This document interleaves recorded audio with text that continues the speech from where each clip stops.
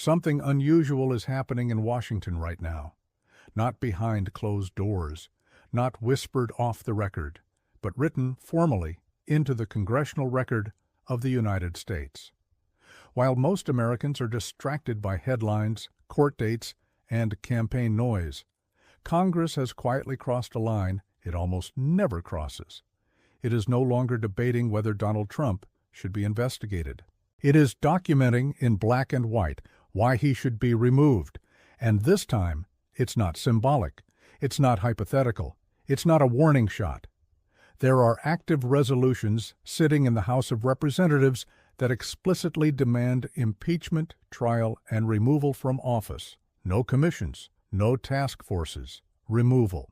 At the same time, nearly 1 million Americans have signed petitions urging Congress to act. Governors are invoking constitutional emergency language. Legal scholars from conservative circles, people who defended executive power for decades, are now saying the system itself is at risk if it doesn't respond. And perhaps most revealing of all, the Speaker of the House has quietly admitted something extraordinary. Impeachment isn't off the table. It's waiting, ready, filed, just dormant until the numbers change. This is not chaos, it's pressure. Pressure building from multiple directions at once. Institutional pressure, legal pressure, public pressure, all converging on one outcome that Washington almost never says out loud: removal. But here's the part most coverage gets wrong. This isn't about one scandal, or one decision, or even one abuse of power. What is unfolding is something much larger and far more dangerous.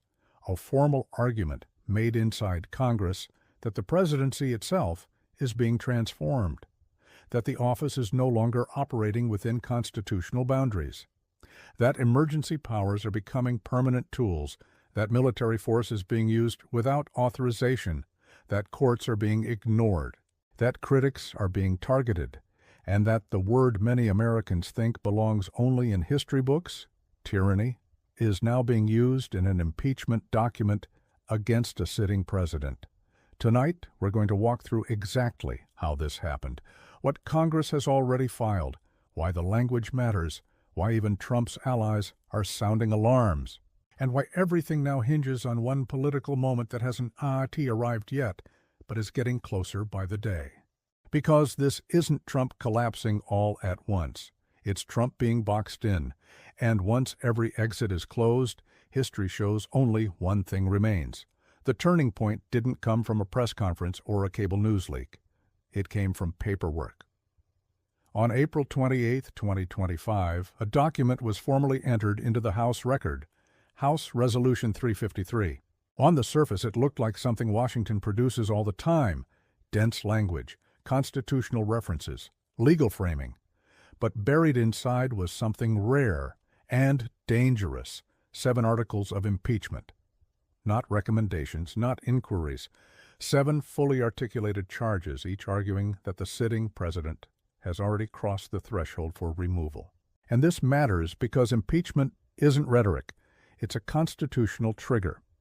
Article 1 accuses Donald Trump of obstruction of justice, interfering with investigations and legal processes in ways that mirror and extend beyond his past conduct. Not isolated incidents, but a sustained pattern. Article 2 goes deeper. It alleges the usurpation of Congress's power of the purse, redirecting funds through emergency declarations, bypassing legislative authority. In plain terms, taking money Congress never approved. Article 3 moves into national security, abuse of trade and war powers, emergency powers invoked without clear justification, military actions taken without congressional authorization.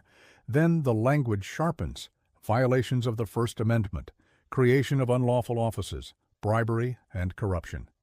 And finally, Article 7. Tyranny. That word isn't used casually in American law. It's not rhetorical flair. Tyranny is the charge the founders reserved for the ultimate failure of governance, the arbitrary and oppressive exercise of power that the Constitution was designed to prevent. House Resolution 353 doesn't hedge. It states plainly that these acts warrant impeachment and trial and removal from office. That phrase is deliberate. Warrant doesn't mean suggest, it means require. This isn't Congress asking questions, it's Congress filing an indictment. And once an indictment exists, something changes. The argument shifts from if action should happen to when. The resolution is now part of the congressional record. It can't be unseen, it can't be unfied, it waits.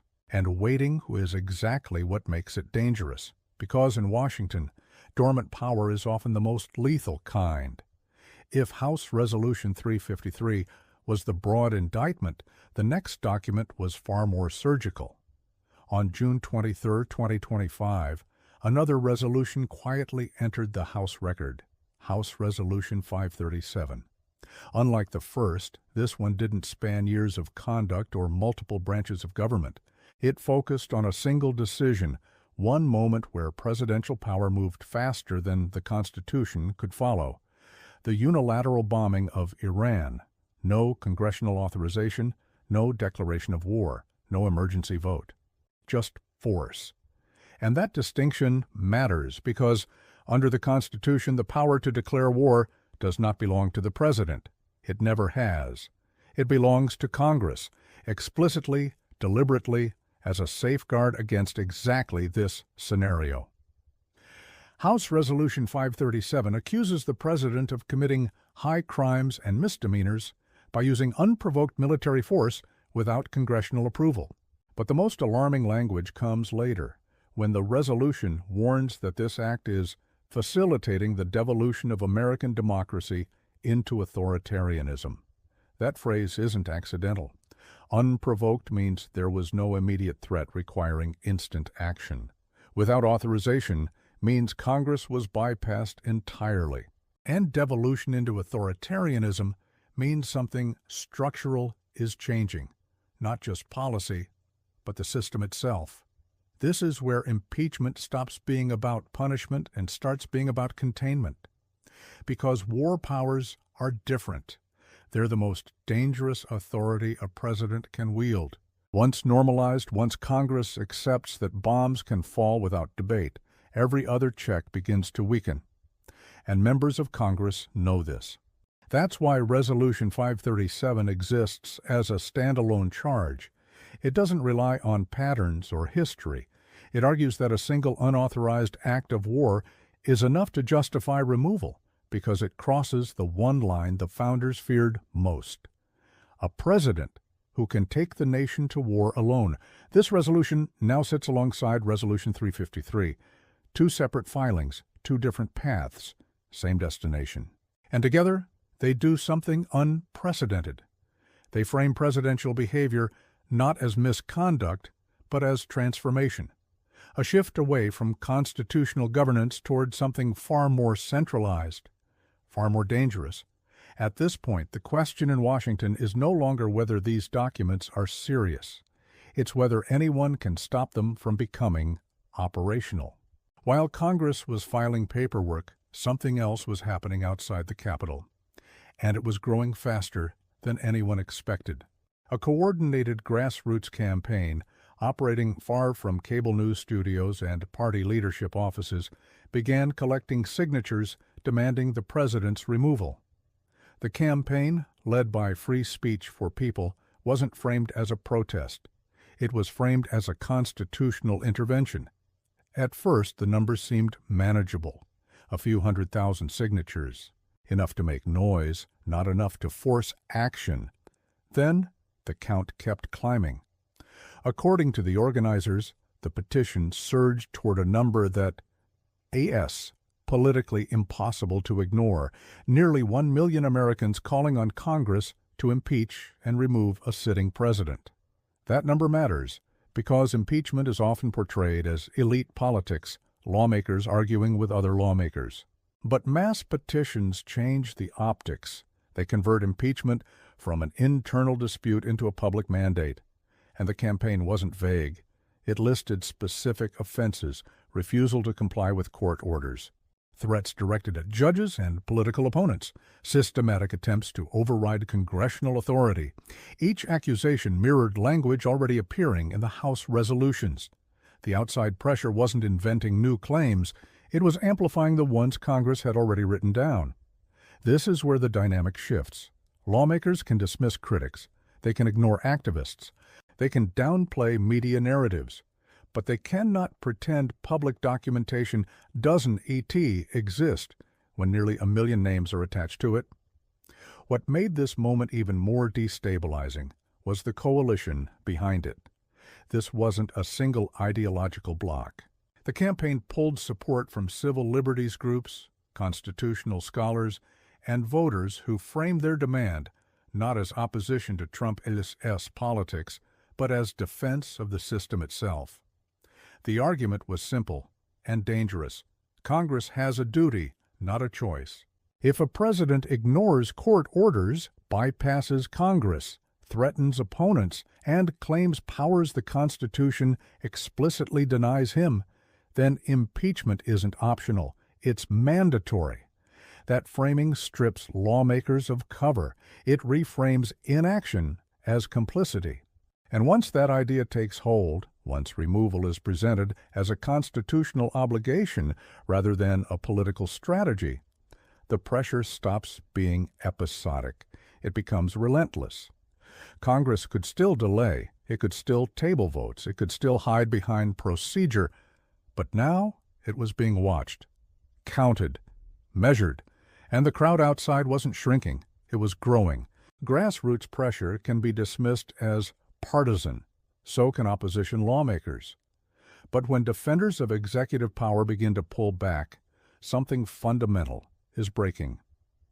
That moment arrived when conservative legal scholars, people who have spent decades arguing for a strong presidency, started using language normally reserved for constitutional emergencies. One of the most striking voices came from Bruce Fein, a longtime conservative constitutional lawyer with deep roots in Republican legal circles. Fein wasn't reacting to headlines or cable news narratives. He was reacting to something far more alarming, the president's own words. When Trump suggested he wasn't sure he was obligated to obey his oath of office, Fein called the statement truly astonishing, not reckless, not controversial, astonishing. And then he went further. Fein argued that impeachment is not political revenge. It's the antidote, the constitutional cure for authoritarian behavior. That framing is devastating because it flips the usual script. Instead of portraying impeachment as destabilizing, it presents impeachment as the stabilizing force, the mechanism designed to stop a presidency from mutating into something unrecognizable. This isn't a liberal critique, it's a structural one. In conservative legal theory, the oath of office is sacred. It's the binding contract between power and restraint. When a president openly questions whether that oath applies to him, the theory collapses. And when the theory collapses, the remedy becomes unavoidable. What makes Fein-West's intervention so dangerous for Trump is just the criticism. It is the precedent. Once respected conservative scholars legitimize impeachment as a necessary response, the firewall protecting the presidency erodes from the inside. It also validates what Democrats and activists have been arguing for months, that this isn't about ideology. It's about whether constitutional limits still exist. At this point, Trump is no longer facing opposition from one side of the political spectrum. He's facing a convergence. Progressives demanding accountability, moderates warning about institutional decay, conservatives questioning whether the oath still matters. That kind of alignment almost never happens in American politics. And when it does, it signals something far more serious than scandal. It signals that the system itself is preparing for intervention.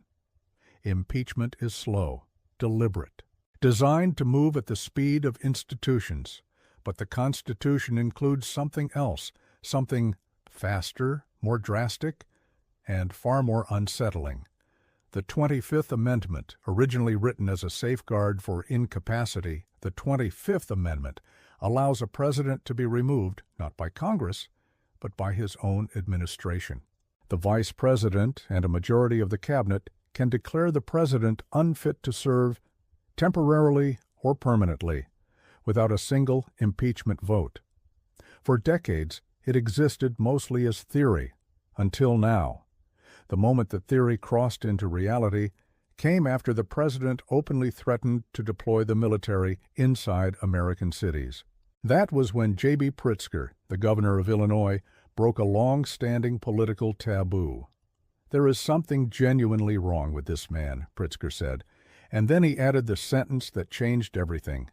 "The 25th Amendment ought to be invoked." That's not criticism, that's diagnosis. Calling for the 25th Amendment isn't about disagreement or misconduct, it's about fitness. It is an assertion that the president is no longer capable of exercising the powers of the office safely, and once that argument enters the conversation, the implications are enormous.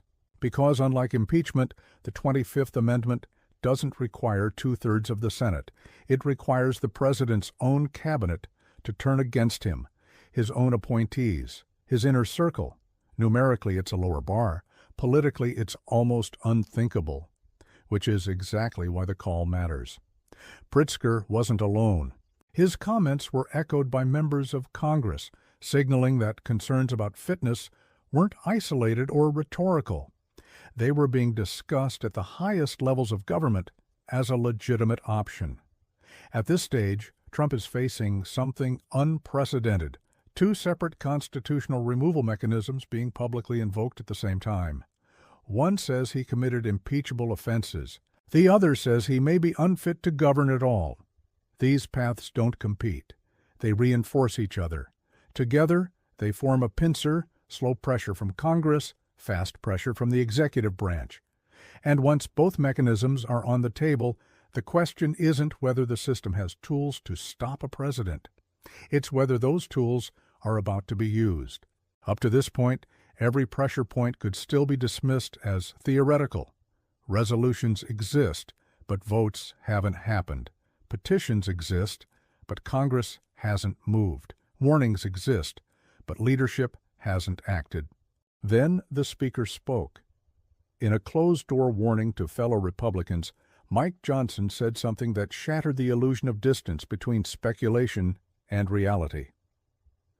"If we lose the House in 2026, he warned, the radical left is going to impeach President Trump. That sentence does more than predict the future. It confirms the present." Johnson wasn't speculating about whether impeachment could happen. He was acknowledging that it's already prepared, filed, waiting, that the only thing stopping it right now is political control of the House. In other words, the charges exist. The mechanism exists. The trigger is electoral. This is the quiet admission that turns pressure into inevitability. Because when the Speaker of the House tells his own party that impeachment is a certainty if power shifts, he's admitting that the case has already been built, that the resolutions aren't symbolic, that they're operational documents paused by math, not merit. Johnson's warning also reframes the stakes of the 2026 midterms. They're no longer just about legislation or leadership. They become a referendum on whether impeachment moves forward. And that has consequences now.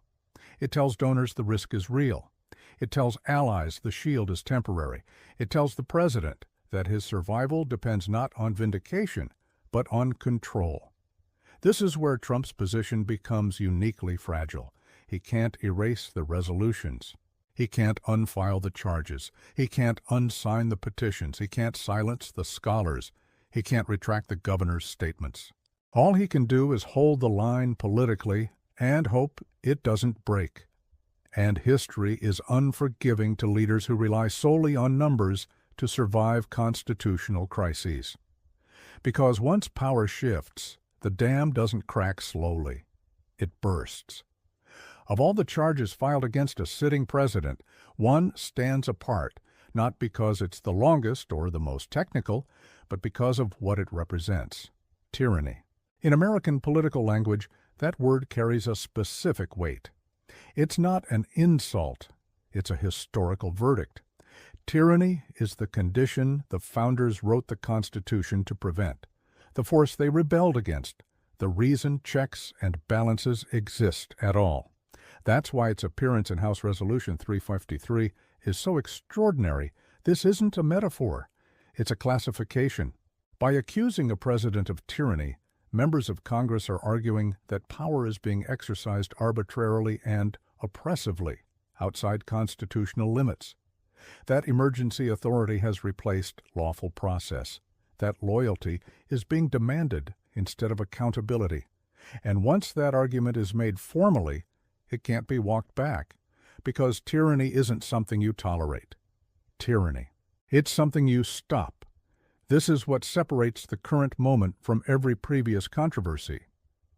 Obstruction can be debated, abuse can be argued, but tyranny is binary. Either the system intervenes or it accepts transformation.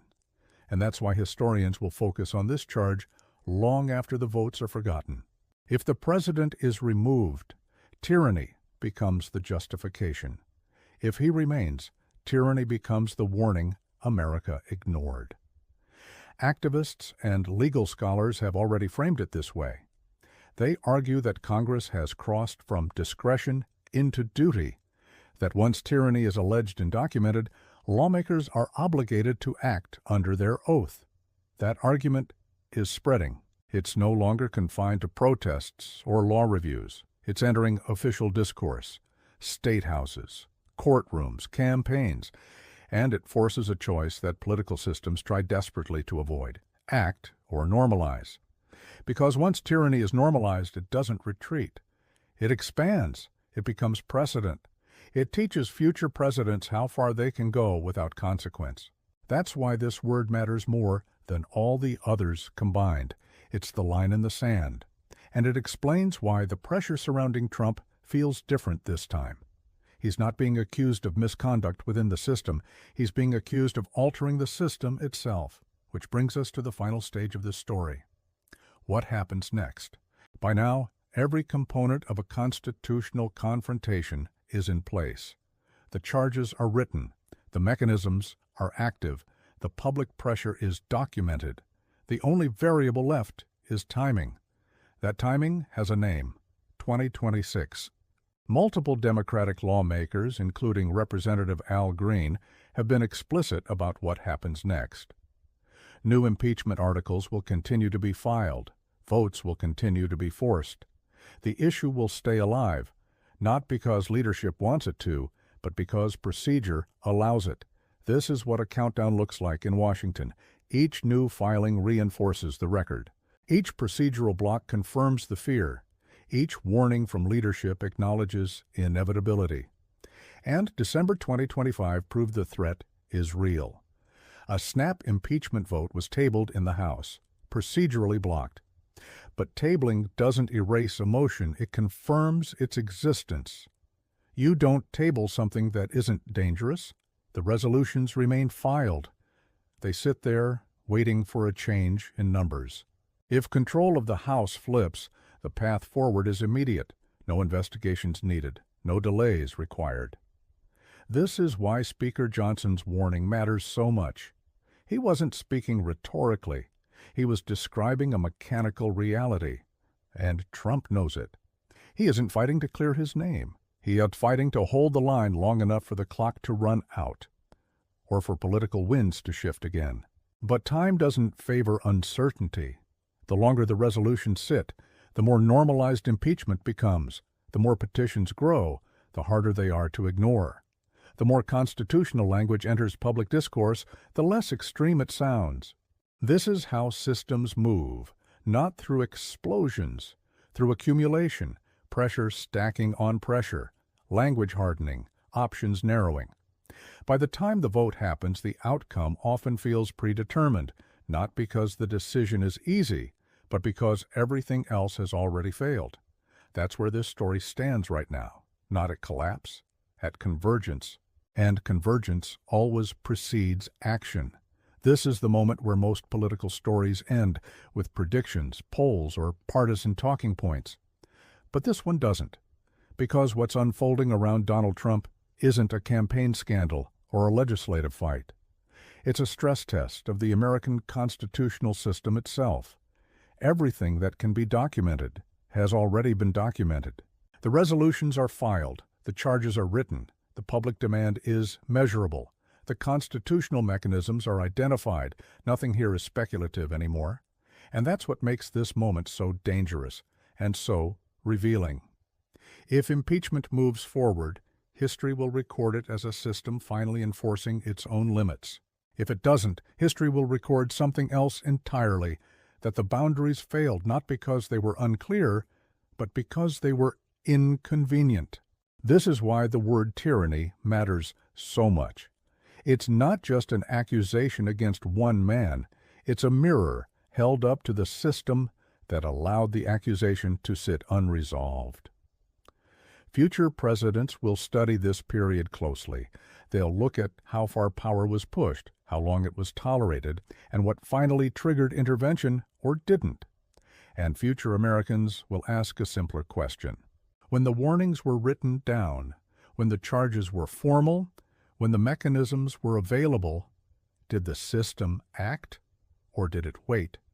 Because waiting is also a decision. Right now, Trump isn't collapsing in a single dramatic moment. He's surrounded by documents, by pressure, by time. His grip on power depends less on innocence and more on arithmetic, on elections, on whether the numbers hold. That's not strength, that's delay. And delay has a way of turning into reckoning. The countdown is already underway. The outcome isn't written yet. But whatever happens next will define more than one presidency. It will define whether constitutional limits still mean what they were designed to mean, or whether they become suggestions that only matter when it is easy to enforce them. That's the question history will ask. And 2026 may be when it gets its answer.